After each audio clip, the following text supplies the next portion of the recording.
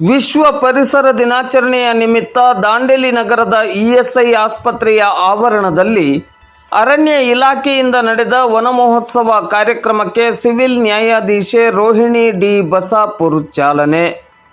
ವಿಶ್ವ ಪರಿಸರ ದಿನಾಚರಣೆಯ ಅಂಗವಾಗಿ ಭೂ ಮರುಸ್ಥಾಪನೆ, ಮರು ಭೂಮೀಕರಣ ಹಾಗೂ ಬರ ಸ್ಥಿತಿ ಸ್ಥಾಪಕತ್ವ, ನಮ್ಮ ಭೂಮಿ ನಮ್ಮ ಭವಿಷ್ಯ ಎಂಬ ಧ್ಯೇಯ ವಾಕ್ಯದಡಿ ಅರಣ್ಯ ಇಲಾಖೆಯ ಸಹಯೋಗದಲ್ಲಿ ಇಂದು ಬುಧವಾರ ಬೆಳಿಗ್ಗೆ 11 ಗಂಟೆಗೆ ದಾಂಡೇಲಿ ನಗರದ ಇಎಸ್ಐ ಆಸ್ಪತ್ರೆಯಲ್ಲಿ ಸಸಿ ನೆಡುವ ಮೂಲಕ ವನ ಮಹೋತ್ಸವ ಕಾರ್ಯಕ್ರಮಕ್ಕೆ ನಗರದ ಸಿವಿಲ್ ನ್ಯಾಯಾಲಯದ ನ್ಯಾಯಾಧೀಶರಾದ ರೋಹಿಣಿ ಡಿ ಬಸಾಪುರ್ ಅವರು ಚಾಲನೆಯನ್ನು ನೀಡಿದರು. ಈ ಸಂದರ್ಭದಲ್ಲಿ ಮಾತನಾಡಿದ ನ್ಯಾಯಾಧೀಶರಾದ ರೋಹಿಣಿ ಡಿ ಬಸಾಪುರ್ ಅವರು ಪರಿಸರವನ್ನು ಉಳಿಸಿ ಬೆಳೆಸುವ ಉದ್ದೇಶ ಹಾಗೂ ಪ್ರಕೃತಿಗೆ ಸಂಬಂಧಿಸಿದ ಸಮಸ್ಯೆಗಳ ನಿವಾರಣೆಯ ಬಗ್ಗೆ ಜಾಗೃತಿ ಮೂಡಿಸುವ ಉದ್ದೇಶದಿಂದ ಪ್ರತಿ ವರ್ಷ ಜೂನ್ 5ರಂದು ವಿಶ್ವ ಪರಿಸರ ದಿನಾಚರಣೆಯನ್ನು ಆಚರಿಸಲಾಗುತ್ತದೆ. ಮಾನವನ ಯೋಗಕ್ಷೇಮಕ್ಕೆ ಅವಶ್ಯವಿರುವ ಎಲ್ಲ ಸಂಪನ್ಮೂಲಗಳು ಈ ಭೂಮಿಯ ಮೇಲಿದೆ.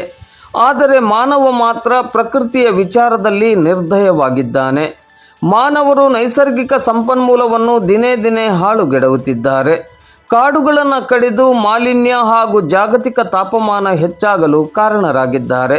ಇತ್ತೀಚಿನ ದಿನಗಳಲ್ಲಂತೂ ಪರಿಸರ ಹಾನಿ ಎಷ್ಟರ ಮಟ್ಟಿಗೆ ಆಗಿದೆ ಎಂಬುದಕ್ಕೆ ಈ ವರ್ಷದ ಬಿಸಿಲಿಗಿಂತ ಉತ್ತಮ ಉದಾಹರಣೆ ಇನ್ನೊಂದಿಲ್ಲ. ಇನ್ನಾದರೂ ನಾವು ಎಚ್ಚೆತ್ತುಕೊಳ್ಳಬೇಕಾಗಿದೆ. ಭೂದೇವಿಯನ್ನು ರಕ್ಷಿಸುವ ಕಾಯಕದಲ್ಲಿ ಇಂದಿನಿಂದಲೇ ತೊಡಗಿಸಿಕೊಳ್ಳಬೇಕು.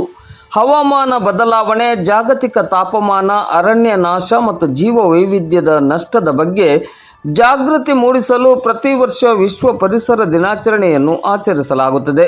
ಇನ್ನಾದರೂ ಪರಿಸರವನ್ನು ಹಾಳು ಮಾಡುವುದನ್ನು ನಿಲ್ಲಿಸಿ ಪ್ರಕೃತಿ ನಾಶಕ್ಕೆ ಕಡಿವಾಣವನ್ನು ಹಾಕಿ ಹೆಚ್ಚು ಹೆಚ್ಚು ಗಿಡಗಳನ್ನು ಬೆಳೆಸಿ ಮರಗಳನ್ನು ಉಳಿಸಿ ಪ್ರಕೃತಿ ಮಾತೆಯ ಒಡಲು ಹಸಿರಾಗಿರುವಂತೆ ನೋಡಿಕೊಳ್ಳುವ ಜವಾಬ್ದಾರಿ ಪ್ರಜ್ಞಾವಂತ ನಾಗರಿಕರಾದ ನಮ್ಮ ನಿಮ್ಮೆಲ್ಲರ ಆದ್ಯ ಕರ್ತವ್ಯವಾಗಿದೆ ಎಂದರು.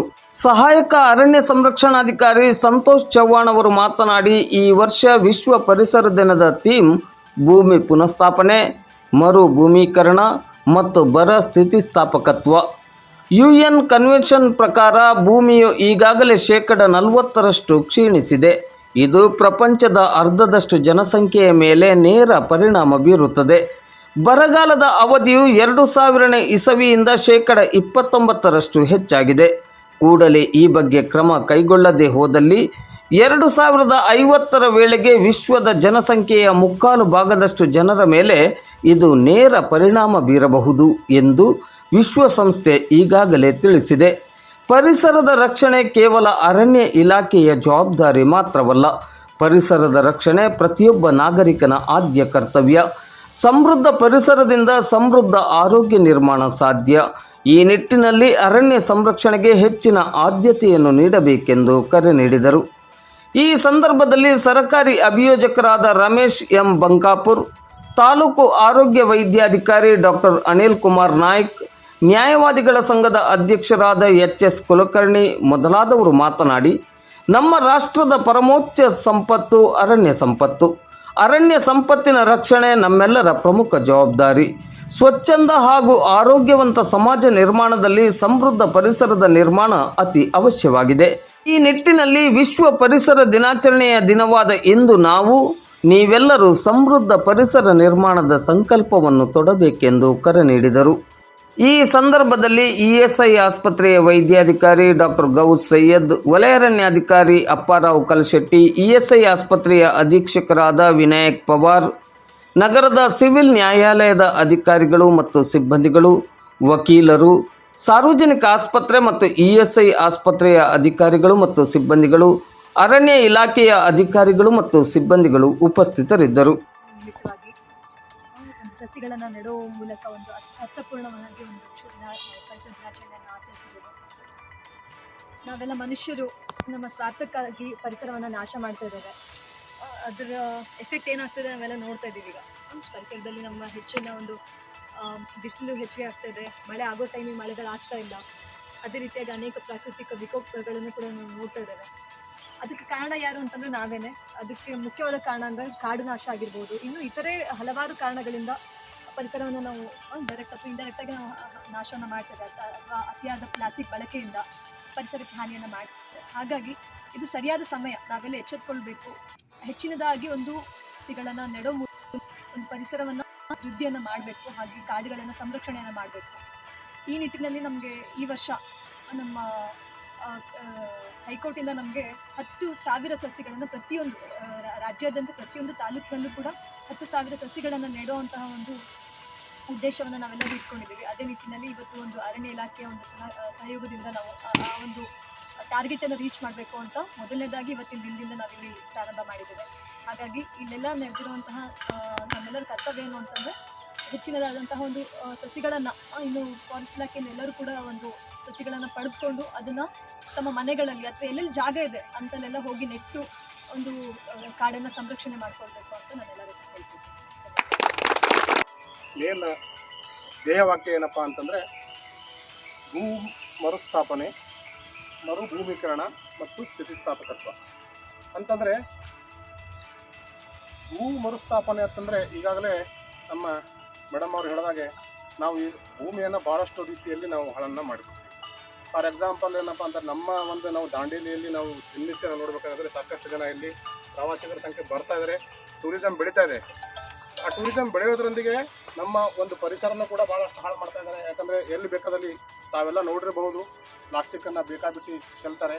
ರಸ್ತೆ ಗುಂಟಾಗಲಿ, ಜಂಗಲ್ ಗುಂಟ, ನಮ್ಮ ರಸ್ತೆ ಪಕ್ಕದಲ್ಲಿರ್ತಕ್ಕಂಥ ನಮ್ಮ ಅರಣ್ಯ ಭೂಮಿಗಳಾಗಲಿ ಅಥವಾ ಇಲ್ಲಿ ನಮ್ಮ ಸಿಟಿಗಳಲ್ಲಾಗಲಿ ಸಾಕಷ್ಟು ನೀವು ಎಲ್ಲಿ ಬೇಕಾದ್ರೆ ನೋಡಿದ್ರೆ ಈಗ ಮೊದಲು ಏನಪ್ಪ ಅಂದ್ರೆ ಒಂದು ನಮ್ಮ ದಾಂಡೇಲಿ ಒಂದು ಸ್ವಚ್ಛವಾದ ದಾಂಡೇಲಿ ಅಂತ ನಾವು ಕರಿತಿದ್ವಿ. ಈಗ ಎಲ್ಲೋದಲ್ಲಿ ನಮ್ಮದು ಪ್ಲಾಸ್ಟಿಕ್ ಮಯ ದಾಂಡೇಲಿ ಆಗ್ತಾ ಇದೆ. ಆ ನಿಟ್ಟಿನಲ್ಲಿ ನಾವು ಭೂಮಿಯನ್ನು ಭಾಳಷ್ಟು ನಾವು ಇವಾಗಲೇ ಭಾಳಷ್ಟು ಹಾಳು ಮಾಡಿದ್ದೀವಿ. ಆ ಒಂದು ಏನು ಭೂಮಿಯನ್ನು ಮತ್ತೆ ಮರುಸ್ಥಾಪನೆ, ಮರುಭೂಮೀಕರಣ, ನಾಟ ಮರುಭೂಮೀಕರಣ ಅಂತಂದರೆ ವಾಪಸ್ಸನ್ನು ಮತ್ತೆ ಅದನ್ನು ಭೂಮಿಯಾಗೇ ಮಾಡ್ಕೊಳ್ಬೇಕಂತಂದ್ರೆ ಮರುಭೂಮೀಕರಣ. ಮತ್ತೆ ಅದಕ್ಕೆ ಮತ್ತೆ ಸ್ಥಿತಿಸ್ಥಾಪಕತ್ವ ಅಂದರೆ ಮೊದಲು ಏನು ನಾವು ಭೂಮಿ ನಮಗೇನು ಫಲವತ್ತಾದ ಭೂಮಿಯಿಂದ ನಾವು ಸಾಕಷ್ಟು ಸಮೃದ್ಧವಾದ ಬೆಳೆಯನ್ನು ಬೆಳೀತಾ ಇದ್ದೀವಿ. ಆ ಭೂಮಿಯ ಫಲವತ್ತತೆ ಮತ್ತೆ ಮಾಡಬೇಕಾಗಿ ಮತ್ತೆ ನಾವು ಈ ಭೂಮಿಯಲ್ಲಿ ಒಂದೇನಪ್ಪ ಅಂತಂದರೆ ಒಳ್ಳೆಯ ಒಂದು ಬೆಳೆಗಳನ್ನು ಬೆಳೆಯಬೇಕು ಅಂತಂದರೆ ನಾವು ಅರಣ್ಯ ಪ್ರಮಾಣವನ್ನು ಜಾಸ್ತಿ ಮಾಡಬೇಕು. ಅರಣ್ಯ ಪ್ರಮಾಣ ಜಾಸ್ತಿ ಆಟೋಮೆಟಿಕಲಿ ಮಳೆ ಬರುತ್ತೆ. ಮಳೆ ಬಂದಾಗ ತನ್ನ ಟೈಮ್ ಟು ಟೈಮ್ ಜನರಿಗೆ ಬೆಳೆಗಳು ಒಳ್ಳೆ ಇದರಲ್ಲಿ ಏನಪ್ಪ ಅಂದರೆ ಸಂಪದ್ಭರಿತವಾದ ಬೆಳೆಗಳು ಅವ್ರಿಗೆ ಇದಕ್ಕೆ ಸಿಗ್ತವೆ. ಅದು ಆಟೋಮೆಟಿಕ್ಲಿ ಏನಾಗ್ತದೆ, ಆ ರೈತನ ಒಂದು ಏನಪ್ಪ ಜೀವನ ಪರಿಸ್ಥಿತಿ ಆಟೋಮೆಟಿಕ್ಲಿ ಸುಧಾರಣೆ ಆಗ್ತದೆ. ಈ ಒಂದು ಮರ ಬೆಳೆಯೋದ್ರಿಂದ, ಒಂದು ಸಸಿ ಬೆಳೆಯೋದ್ರಿಂದ ಸಾಕಷ್ಟು ನಮ್ಮ ಒಂದು ಏನಪ್ಪ ಅಂತಂದರೆ ಜನಜೀವನ ನೇರವಾಗಿ ಇರದೇ ಇರ್ಬೋದು, ಬಟ್ ಇಂಡೈರೆಕ್ಟ್ಲಿ ಮಳೆ ಬರೋದ್ರೊಂದಿಗೆ, ಅವನ ಬೆಳೆ ಬೆಳೆಯೋದ್ರೊಂದಿಗೆ, ಅವನ ಒಂದು ಜೀವನ, ಅವನ ಆರ್ಥಿಕ ಮಟ್ಟ ಸುಧಾರಣೆ ಆಗೋದ್ರೊಂದಿಗೆ ಇಷ್ಟೆಲ್ಲ ಲೈಫ್ ಸೈಕಲ್ ಇದರಲ್ಲಿ ಇರುತ್ತದೆ. ಆದ್ದರಿಂದ ನಾವು ದಿನನಿತ್ಯ ಏನು ನಾವು ಈಗ ನೋಡ್ತಾ ಇದ್ದೀವಿ, ಭೂಮಿಯನ್ನು ಹಾಳು ಮಾಡೋದು, ಈ ರೀತಿ ನಾವು ಜನರಲ್ಲಿ ಒಂದು ಅರಿವನ್ನು ಮೂಡಿಸಬೇಕು. ಭೂಮಿಯ ಮೇಲೆ ಸಾಕಷ್ಟು ನಾವು ಪ್ಲಾಸ್ಟಿಕ್ ತ್ಯಾಜ್ಯವನ್ನು ಹಾಕಬಾರ್ದು, ಕಸ ಕಡ್ಡಿಗಳನ್ನು ಹಾಕಬಾರ್ದು. ವಿಶ್ವ ಪರಿಸರ ದಿನಾಚರಣೆ ಅಂದರೆ ಪರಿಸರವನ್ನು, ನಮ್ಮ ಸುತ್ತಮುತ್ತಲಿನ ಪರಿಸರನೆಲ್ಲ ಸ್ವಚ್ಛವಾಗಿ ಇಟ್ಕೊಳ್ಬೇಕು. ನಾವು ಇಡೀ ಜಗತ್ತನ್ನು ಒಂದೇ ಒಂದು 10 ನಿಮಿಷದಲ್ಲಿ ನಾವು ಸ್ವಚ್ಛವನ್ನು ಮಾಡಬಹುದು. ನಾವು ಮಾಡೋಕ್ಕಾಗಲ್ಲ ಅಂತ ತಿಳ್ಕೊಳ್ಳೋಂಗಿಲ್ಲ. ಯಾಕಂದರೆ ನಮ್ಮ ನಾನು 10 ನಿಮಿಷದಲ್ಲಿ ಇಡೀ ಜಗತ್ತು ಸ್ವಚ್ಛ ಮಾಡಬೇಕು. ಆ ಒಂದು ಪರಿಕಲ್ಪನೆ ಬರಬೇಕು. ನಮ್ಮ ಸುತ್ತಮುತ್ತಲ ವಾತಾವರಣ ನಾವು ಸ್ವಚ್ಛವಾಗಿ ಅಂದ್ಬಿಟ್ಟು ಆ ನಿಟ್ಟಿನಲ್ಲಿ ನಮ್ಮ ದಾಂಡೇಲಿಯ ಸುತ್ತಮುತ್ತ ಎಲ್ಲ ಜನರಲ್ಲಿ ಒಂದು ಜಾಗೃತಿ ಮೂಡಿಸುವುದು ನಮ್ಮ ಅವಾಗ ನಮ್ಗೆ ಅದ್ರದ್ದು ಪರಿಸರವನ್ನು ಕಾಪಾಡಿಕೊಳ್ಳೋದು ನೆಸೆಸಿಟಿ ಇತ್ತು ಅನ್ನೋದು ನಮ್ಗೆ ಈಗಾಗಲೇ ಗೊತ್ತಾಗಬೇಕು. ಆ ಕಾರಣದಿಂದ 1972-73 ವಿಶ್ವಸಂಸ್ಥೆಯಲ್ಲಿ ಏನಾದರೂ ಅನುಮೋದನೆ ತುಂಬಿದಲ್ಲ, 1974 ಜೂನ್ 5ರಂದು ಅಲ್ಲಿಂದ ವಿಶ್ವಸಂಸ್ಥೆ ವಿಶ್ವ ಪರಿಸರ ದಿನವನ್ನು ಜೂನ್ 5ರಂದು ರಚಿಸಬೇಕಂತಂದು ಆ ಒಂದು ಆಚರಣೆಯನ್ನು ಮಾಡಬೇಕಂತಂದು ಅವಾಗ ತಿಳಿಸಿದ್ದಾರೆ. ಅವಾಗಿನವರೆಗೂ ನಾವು ಈವರೆಗೂ ಅರಣ್ಯವನ್ನು ಕಾಪಾಡ್ತಾ ಇಲ್ಲ. ಯಾಕಂದರೆ ಎಷ್ಟೋ ಅರಣ್ಯಗಳನ್ನು ಒತ್ತುವರಿ ಮಾಡ್ತಾ ಇದ್ದಾರೆ. ಅದೇ ರೀತಿಯಲ್ಲಿ ಪ್ಲಾಸ್ಟಿಕ್ಗಳನ್ನು ನಿಮ್ಮ ಆಫೀಸರೇ ಹೇಳಿದರು, ಅರಣ್ಯದಲ್ಲಿ ಎಷ್ಟೋ ಕಸಕಡ್ಡಿಗಳನ್ನು ಹಾಕ್ತಾ ಇದ್ದಾರೆ. ಪರಿಸರ ಮಲಿನ ಮಾಡ್ತಾ ಇದ್ದಾರೋ ಅವನ್ನೆಲ್ಲವನ್ನು ನೀವು ಕಾಪಾಡಬೇಕು. ಅಂದರೆ ಎಲ್ಲರೂ ಸಾರ್ವಜನಿಕ ಕರ್ತವ್ಯದಲ್ಲಿರ್ತೀವಿ, ಅವುಗಳನ್ನು ಕಾಪಾಡೋದು ನಮ್ಮ ಕರ್ತವ್ಯ. ಅದೇ ರೀತಿ ಜಲ, ಆಮೇಲೆ ಅರಣ್ಯ ಸ್ವತ್ತು ಎಲ್ಲರೂ ಸಾರ್ವಜನಿಕ ಸ್ವತ್ತದು. ಅದಿದ್ದರೆ ನಮ್ಮ ಮುಂದಿನ ಭವಿಷ್ಯಕ್ಕೆ ಭಾಳ, ನಮ್ಮ ಮಕ್ಕಳಿಗೆ ನಾವು ಒಳ್ಳೆ ಎಜುಕೇಷನ್, ಒಬ್ಬೊಬ್ಬರು ಎಂತೆಂಥ ನ್ಯಾಷನಲ್ ಕಾಲೇಜುಗಳಿಗೆ ನಾವು ಮಕ್ಕಳನ್ನು ಸೇರಿಸ್ತೇವೆ. ಆದರೆ ಮಕ್ಕಳಿಗೆ ಅಷ್ಟು ಹಣವನ್ನು ವ್ಯಯ ಮಾಡಿ ಆ ಮಕ್ಕಳ ಮುಂದಿನ ಭವಿಷ್ಯಕ್ಕೆ ಉಜ್ವಲ ಪರಿಸರ ಬೇಕು. ಆ ಉಜ್ವಲ ಪರಿಸರನೇ ಇಲ್ಲ ಅಂದ್ರೆ ಮಕ್ಕಳು ನಾನು ಬದುಕೋದೇ ಇಲ್ಲ. ನಾವು ಎಷ್ಟೋ ಕೋಟಿಗಟ್ಟಲೆ ಖರ್ಚು ಮಾಡಿ ಮಕ್ಕಳಿಗೆ ಎಜುಕೇಷನ್ ಕೊಟ್ಟು ಸಹಿತ ಆ ಮಗುವಿನ ಆರೋಗ್ಯ ಪರಿಸ್ಥಿತಿಯನ್ನು, ಅದೇ ಹಣವನ್ನು ವ್ಯಯ ಮಾಡೋಂಥ ಪರಿಸ್ಥಿತಿಯನ್ನು ನಾವು ತಂದುಕೊಡ್ತಾ ಇದ್ದೀವಿ. ಆ ಕಾರಣದಿಂದ ನಾವೇನು ಯಾವ ಥರ ನಮ್ಮ ಮಗುವಿನ ಕಾಪಾಡ್ತೀವಲ್ಲ, ಅದೇ ಥರವಾದ ಪರಿಸರವನ್ನು ಕಾಪಾಡಿದ್ರೆ ನಮ್ಮ ಮುಂದಿನ ಉಜ್ವಲ ಭವಿಷ್ಯಕ್ಕೆ ನಾವು ಇರ್ಬೋದು, ನಮ್ಮ ಮಕ್ಕಳು ಸಹ ನಮ್ಮ ಕಣ್ಮುಂದೆ ಇರ್ಬೋದು. ಜೀವಜಂತುಗಳಿಗೆ, ಮಾನವರಿಗೆ ಆಮ್ಲಜನಕ ಅತ್ಯಂತ ಅವಶ್ಯಕ. ಕೋವಿಡ್ ಕಾಲದಲ್ಲಿ ನಾವೆಲ್ಲ ಇದನ್ನೆಲ್ಲ ಮನಗಂಡಿದ್ದೀವಿ. ಯಾಕಂದರೆ ಎಲ್ಲರೂ ಸಿಲಿಂಡ್ರಿಗಾಗಿ ಹೊಡೆದಾಡ್ತಾ ಇದ್ರು. ನನಗೆ ಆಕ್ಸಿಜನ್ ಸಿಲಿಂಡರ್, ಎಷ್ಟೋ ಜನ ಮನೆಯಲ್ಲೇ ಇಟ್ಕೊಂಡು ನನಗೆ ಆಕ್ಸಿಜನ್ ಬೇಕು. ಈ ಒಂದು ಆಕ್ಸಿಜನ್ನ ಕೊರತೆಯನ್ನು ಮುಂಬರುವ ದಿನಗಳಲ್ಲಿ ತಪ್ಪಿಸ್ಬೇಕಂತಂದರೆ ಪ್ರತಿಯೊಬ್ಬರು ಈ ಮರಗಿಡಗಳನ್ನು ನೆಡಬೇಕು. ಈಗಾಗಲೇ ನಾವು ದೆಹಲಿಯಲ್ಲಿ 50 ಡಿಗ್ರಿ ತಾಪಮಾನವನ್ನು ತಲುಪಿದ್ದೀವಿ. ಅದು ಮುಂದಿನ ದಿನದಲ್ಲಿ ಕರ್ನಾಟಕದಲ್ಲಿ ಈ ಬಳ್ಳಾರಿ, ಬೀದರ್, ಗುಲ್ಬರ್ಗಾದಲ್ಲಿ ಈ ತಾಪಮಾನ 50 ಡಿಗ್ರಿ ತಲುಪಲಿಕ್ಕೇನು ಭಾಳ ವರ್ಷ ಬೇಕಾಗಿಲ್ಲ. ಈ ಒಂದು ತಾಪಮಾನ ಹೆಚ್ಚಾದಂತೆ ಮಾನವ ಹಾಗೂ ಪರಿಸರ ಹಾಗೂ ಜೀವಜಂತುಗಳ ಒಂದು ಹಾನಿ ಆಗ್ತಾ ಇದೆ. ಈ ತಾಪಮಾನವೆಲ್ಲ ತಡ್ಕೊಳಿಕ್ಕೆ ಆಗ್ತಾ ಇಲ್ಲ. ಹೀಗಾಗಿ ಅದಕ್ಕಾಗಿ ನಾವೆಲ್ಲರೂ ಉತ್ತಮವಾದ ಮರಗಿಡಗಳನ್ನು ನೆಟ್ಟು ಅವುಗಳ ನೆರಳಲ್ಲಿ ನಾವು ಬದುಕು. ಗೊತ್ತಿರೋದೇ ಇಲ್ಲಿ ಒಂದು ಬೇಸಿಕಲಿ ನೋಡಬೇಕಾಗಿರೋ ಒಂದು ವಿಷಯ ಅಂತಂದರೆ ಎಲ್ಲ ಡಿಪಾರ್ಟ್ಮೆಂಟಲ್ಲಿ, ನಮ್ಮ ಡಿಪಾರ್ಟ್ಮೆಂಟ್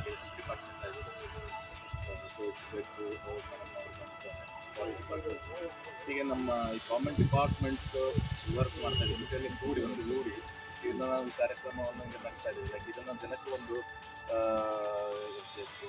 ಪಬ್ಲಿಸಿಟಿ ಆಗಲಿ, ಒಟ್ಟು ಜನಕ್ಕೆ ಹೀಗೆ ಗಿಡ ಮರ ನೆಟ್ಟೋದು ಏನು ಇದಾಗುತ್ತೆ. ಸೊ ಎಲ್ಲರೂ ಸೇರಿಬಿಟ್ಟು ಮಾಡೋದು ಒಂದು ಯೂನಿಟಿ ಇನ್ ಡೈವರ್ಸಿಟಿ ಅಂತ ಹೇಳ್ತಾರೆ. ಆ ಲೆಕ್ಕಕ್ಕೆ ಈಗ ಎಲ್ಲ ಇಂಟರ್ ಡಿಪಾರ್ಟ್ಮೆಂಟಲ್ಲಿ ನಾವೆಲ್ಲ ಮಾಡ್ತಾ ಇರೋದು. This is one good initiative. ಈ ಟೈಪ್ನೇ ಈಗ ಎಲ್ಲ ಮತ್ತು ಇನ್ನೂ ಬೇರೆ ಡಿಪಾರ್ಟ್ಮೆಂಟ್ ಮಾಡಿದರೆ ಚೆನ್ನಾಗಿರ್ತಲ್ಲ. ಮತ್ತು ಹೆಲ್ತ್ ವಿಷಯದಲ್ಲಾಗಲಿ ಲೈಕ್ ಆಕ್ಸಿಜನ್ ಬೇಕಿತ್ತು. ಈಗ ಸದ್ಯ ಈಗ ಒಂದು 2 months 3 months ನೋಡಿದರೆ ನಮ್ಮ ದಾಂಡೇಲಿಯಲ್ಲಿ ಮಳೆ ಬರೋದೇ ಕಡಿಮೆ ಆಗಿದೆ. ಪಕ್ಕ ಬರ್ಚಿ ಸೈಡ್ ಬರ್ತಾ ಇತ್ತು, ಈ ಕಡೆ ಆಲೂರು ಸೈಡ್ ಮಳೆ ಬರ್ತಾ ಇತ್ತು. ನಮ್ಮ ಇಲ್ಲಿ ಬರ್ತಾ ಇಲ್ಲ, ಮಳೆ ಬೀಳ್ತಾ ಇರಲಿಲ್ಲ. ಪ್ರೊಬೆಬಲಿ ಪೊಲ್ಯೂಷನ್ ಇಲ್ಲ ಏನೋ ಇದೆ, ಮೇ ಬಿ ದ ಕಾರಣ ಅನಿಸುತ್ತೆ. ಬಟ್ ಗರ್ಮಿ ಈಗ ನೋಡಿ, ಈಗ ಎಷ್ಟು ಮಳೆ ಬರ್ತಾ ಇದ್ರೂ ನಮ್ಗೆ ಈಗ ಇಷ್ಟು ನಿಲ್ಲಿಕ್ಕೆ ಆಗ್ತಾ ಇಲ್ಲ. ಈ ಕಾರವಾರ ಬೀಚ್ ಕಡೆ ಈಗ ಹ್ಯುಮಿಡಿಟಿ ಆ ಕಡೆ ಆ ಟೈಪ್ ಹ್ಯುಮಿಡಿಟಿ ಇದೆ ಇಲ್ಲಿ. ಸೊ ಪ್ರೊಬೆಬಲಿ ಈ ಟೈಪ್ ನಾವು ಈ ಮರ ಗಿಡ ಜಾಸ್ತಿ ಬೆಳೆಯೋದ್ರಿಂದ ಇವೆಲ್ಲ ಸ್ವಲ್ಪ ತಣ್ಣಗಾಗುತ್ತೆ ಅಂತ ಅನಿಸುತ್ತೆ ನನಗೆ. ವಾತಾವರಣ ಎಲ್ಲ ತಣ್ಣಗಾಗಿ ಇದಾಗ್ಬೋದು. ಸೊ ಎಲ್ಲರೂ ಸಹಕರಿಸಿ ಎಲ್ಲ ಪಬ್ಲಿಕ್ ಇದರಲ್ಲಿ ಪಾಲ್ಗೊಳ್ಬೇಕು. ಇಂಟರ್ ಡಿಪಾರ್ಟ್ಮೆಂಟಲ್ ಈಗ ನಾವೀಗ ಏನಾಗ್ತದೆ, ನಮಗೆ ಆರ್ಡರ್ ಬಂತು ಅದು ಮಾಡಬೇಕು, ಅದು ಲೆಕ್ಕ ಇಲ್ಲ. ನಮ್ಮ ಹುಮ್ಮನಸ್ಸಿಂದ ಇದು ಬಂದು ಮಾಡಿದ್ರೇ ಇರೋದು. ಇದು ಅಪ್ಪ ಇವ್ರು ಕರೆದಿದ್ದಾರೆ ಅದಕ್ಕೆ ಹೋಗೋದಂತ ಬಂದಿದೆ ಮಾಡಿದರೆ ಅದಕ್ಕೇನು ಅರ್ಥ ಇರೋದಿಲ್ಲ. ಸೊ ಈಗ 3 ಡಿಪಾರ್ಟ್ಮೆಂಟ್ ಸೇರಿದೆ. ನೆಕ್ಸ್ಟ್ ಎಲ್ಲ ಡಿಪಾರ್ಟ್ಮೆಂಟ್ ಸೇರಿಬಿಟ್ಟು ಸರ್ ಒಂದು ಆ ಟೈಪ್ ಪ್ರೋಗ್ರಾಮನ್ನು ಮಾಡಿಸ್ಕೊಂಡು ಇದು ಮಾಡಿದ್ರೆ ಚೆನ್ನಾಗಿರುತ್ತೆ ಅಂತ.